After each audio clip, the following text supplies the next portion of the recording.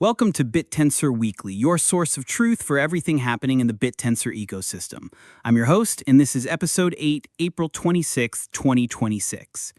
This week, institutional access to Bittensor just cracked wide open during DCG's biggest ever summit.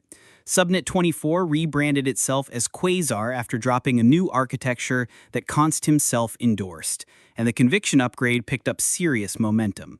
Let's get into it. The biggest story this week is not about Tau's price, it's about who can finally buy it. On April 21st, BitGo and Yuma announced their partnership now covers Bittensor subnet tokens. That means institutional clients can stake, trade, and custody both Tau and subnet tokens inside a single regulated custodian. Barry Silbert, DCG founder and Yuma CEO, called it, quote, a big moment for subnet tokens and a meaningful step forward for institutional participation in Bittensor. Here is why this matters. Until now, subnet tokens have essentially been inaccessible to institutional allocators. No qualified custody, no insured staking, no compliance rails. If you wanted exposure, you had to hold keys yourself, which is a non-starter for pension funds, family offices, and traditional asset managers. BitGo is a publicly traded digital asset infrastructure company. Yuma is DCG's validator arm on Bittensor. Together, they just eliminated the biggest infrastructure blocker between institutional capital and the full Bittensor stack. And the timing was not an accident. The announcement landed in the middle of DCG's 9th annual summit in Costa del Sol, Spain. 250 leaders from across 5 continents gathered for 3 days, and DCG called it their largest summit ever. Bittensor has been Barry Silbert's highest conviction thesis since 2024. The subnet custody launched during that gathering is the infrastructure pitch to the exact audience that could move the needle: institutional allocators, asset managers, and founders with real capital. This all lands at a meaningful moment. The Bittensor subnet ecosystem now sits near $1.5 billion in cumulative value. Q1 revenue printed $43 million, and Tau have been consolidating after dropping roughly 37% from its March highs. The timing means institutional allocators who wanted in but could not get compliant exposure now have a regulated path at a price well off the peak. The second major story, Subnet-24, previously known as Omega Labs, announced Quasar 3B on April 20th. The subnet has now rebranded itself as Quasar on Tau stats. This is a looped, continuous time transformer with 3 billion total parameters, 1 billion active, built specifically for long context intelligence. And here is the part that made the community pay attention. Bittensor co-founder Jacob Steves, also known as Const, personally amplified the announcement. That kind of explicit endorsement from the founder is rare. We will go deep on Quasar 3B in the Spotlight segment. Third story, the conviction upgrade. Bit-0011 continues to gain momentum. The community AMA with Const last week addressed the 2 biggest concerns.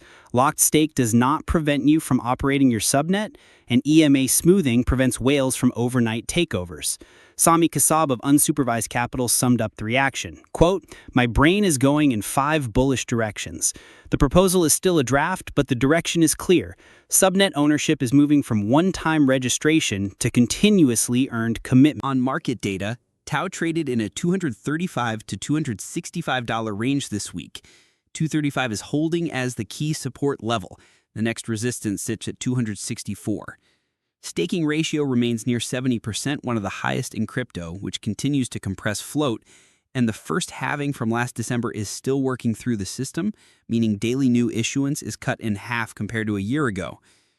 On institutional flows, Grayscale and Bitwise filed spot Tau ETF applications on April 2nd. The SEC decision is expected by August. And the Grayscale AI fund still holds Tau at 43% unchanged. No major subnet teams have followed Covenant out. The ecosystem is steady. This week's subnet spotlight is Quasar Subnet-24, and they just delivered the most technically ambitious launch of the month. The team behind Quasar, originally known as Omega Labs, started with a straightforward but massive mission: build the world's largest decentralized multimodal dataset. Multimodal means text, images, audio, video, the training fuel for frontier AI. Traditional AI development relies on centralized data collection, which is expensive, contentious, and often built on questionable consent. They flipped the model. Contributors upload data, validators verify quality, contributors get paid in Subnet-24's alpha token. global pipeline, permissionless contribution. But this week, they made a leap beyond data infrastructure. They announced Quasar 3B, a looped continuous time transformer designed specifically for long context intelligence, notable enough to rebrand the entire subnet around it. Here's why long context matters. When most large language models process documents exceeding their training context length, accuracy drops significantly. Research suggests Claude loses over 30% of accuracy after 1 million tokens. That limitation is the ceiling on what AI can do with legal case files, clinical histories, or academic literature reviews. It is the single biggest practical constraint on useful enterprise AI today. Quasar 3B tries to solve that with a new architectural approach.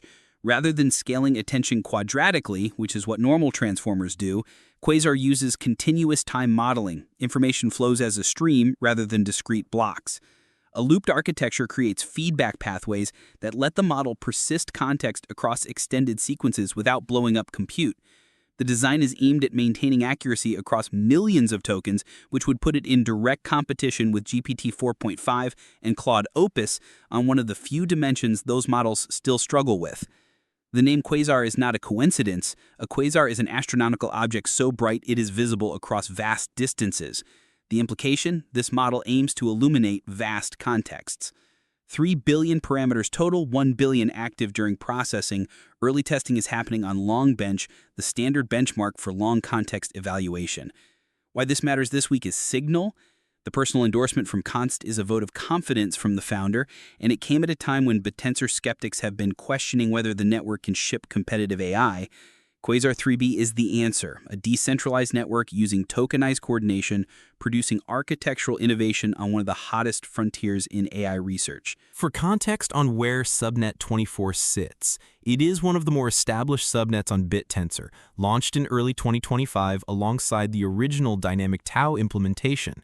It operates on the standard Bittensor architecture, with miners uploading and validating data, validators scoring quality, and emissions flowing to contributors who deliver unique, non-redundant content. The thesis: if the team can deliver on Quasar 3B's benchmarks, Subnet-24 stops being just a data subnet and becomes a research subnet with real frontier output. That is a different valuation category entirely. 3 things to watch over the next 2 weeks. First, institutional flow response to the BitGo Yuma launch. Qualified custody alone does not guarantee inflows. What we want to see is visible wallet activity, new staking delegations from institutional addresses, and commentary from allocator accounts. If the partnership moves real capital, tau price should show it by breaking the 264 resistance. If it does not, the launch remains potential energy rather than kinetic. Second, Quasar 3B benchmark results. The team has promised long bench numbers. Until those drop, this is a marketing story. When they drop, it becomes either a validation story or a credibility hit. Watch Const's account, the Subnet-24 account, and technical breakdowns from the research community. If numbers are competitive with Claude or GPT on million token retrieval, Subnet-24 Alpha gets repriced quickly. Third, the conviction upgrade timeline. Bit0011 moved from draft to active community discussion. The next step is a formal vote or implementation timeline. When that happens, the deprecated subnet slots 3, 39, and 81 become active real estate. Anyone can lock alpha and start building conviction on those slots under the new rules. Watch for organized teams announcing plans. The broader picture: institutional infrastructure, frontier AI output, and governance reform all moving in parallel while price consolidates. That combination does not happen often. That's it for this week. If you found this useful, subscribe and hit the bell. Sign up for the companion newsletter at bittensorweekly.substack.com for deeper data tables and source links. I will see you next